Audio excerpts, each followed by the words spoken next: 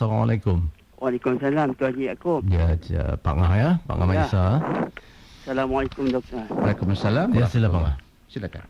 Petang ni bolehlah kita berkongsi sedikit tentang apa yang berlaku situasi pada masa kini doktor kan.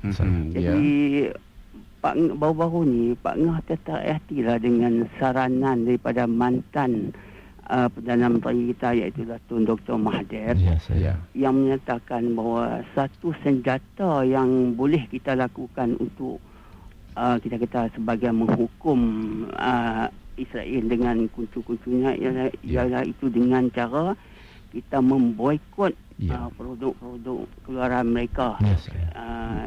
Itu satu pada pendapat Pak Ngah lah, satu senjata yang boleh kita gunakan, tapi memakan masa sikit doktor kan. Betul.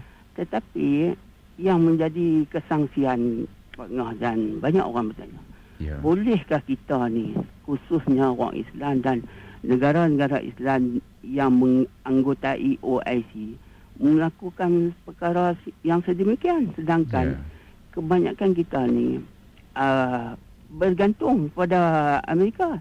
Tapi kalau kita tengok pada masa kini, ekonomi Amerika sendiri berada dalam keadaan tenat. Begitu tenat dia mana syarikat-syarikat gergasi mereka mulai muflis kan. Jadi Pak Ngah minta doktor tolong berikan ulasan sikit. Assalamualaikum. Wassalamualaikum. Ya, Pak Ngah telah berikan satu pandangan berkaitan dengan pandangan oleh mantan Perdana Menteri kita berkaitan pemboikotan barangan-barangan Amerika dan Israel. Kita gabungkan sekali. Sebelum saya menjawab secara khusus, boleh juga kita menjawab secara umum terlebih dahulu tentang apa yang boleh kita buat. Apa yang boleh kita buat. Yang paling asas ialah dalam aspek kerohanian.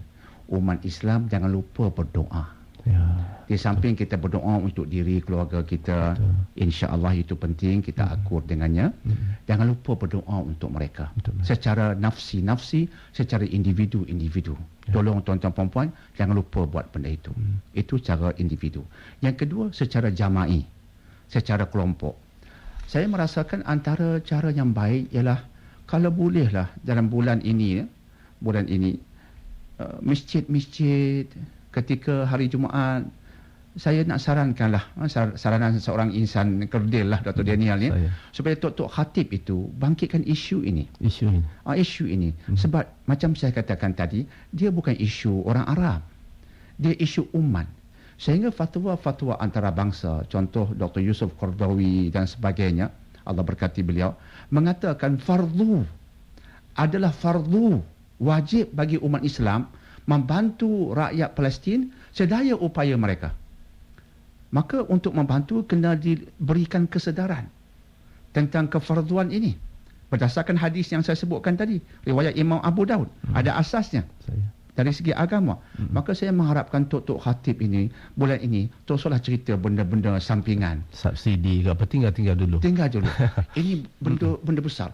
Apatah lagi dalam agama kita disuruh untuk membela orang yang dizolimi.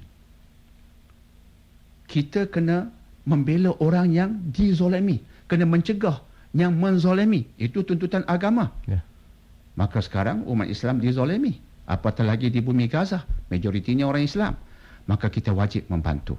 Jadi Tok Khatib saya sarankan kalau boleh sampaikan khutbah yang seperti yang saya sebutkan tadi.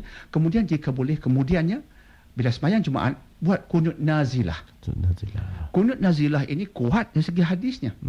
Rasulullah sallallahu alaihi wasallam pernah melaksanakan kunut nazilah pada waktu rakaat terakhir solat seperti solat fardu sebagai contoh, rakaat terakhir baca kunut. Tapi kunut itu ialah meminta Allah menghancurkan orang kafir yang cuba nak hancurkan Islam dan selamatkan muslimin di dunia di mana saja mereka berada. Nazilah artinya kunut malapetaka. Ini malapetaka sedang melimpah. Sunnah Rasulullah.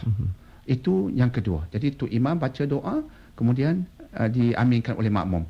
Yang ketiga, kita boleh buat solat hajat. Saya yang kerdil Tuan Haji Yaakob, jemaat yang lepas ni dari khatib Masjid Ulukur. Kemudian lepas tu dengan kekerdilan diri saya minta jadi imam. sembahyang Jumaat, saya beritahu pada makmum jemaah, saya nak buat kunut nazilah, tuan-tuan tolong aminkan. Kemudian buat solat hajat pula. Diminta juga saya yang kerja jadi imam buat solat hajat. Ini benda yang kita sama-sama boleh buat. InsyaAllah. Itu cara jama'i. Yang ketiga boleh kita kaitkan dengan boykot ini. Saya setuju lah. Saya setuju. Sebab pemboikotan ini rata-ratanya melibatkan benda-benda yang tak penting pun dalam hidup kita. Contoh rokok. Saya tak boleh sebut jenama kan. Tak boleh sebut. Tapi banyak rokok antarabangsa luar negara tu sebenarnya milik Yahudi. Saya pergi ke internet untuk kena pasti semua ni. Sebelum saya cakap ni, saya pun kena rojok dulu. Takut nanti saya sarankan sesuatu yang tak betul. Tapi rupanya betul. Milik Yahudi yang memang membantu Yahudi. Memang jenama-jenama yang popular sekarang ini sebenarnya menyokong syarikat Yahudi.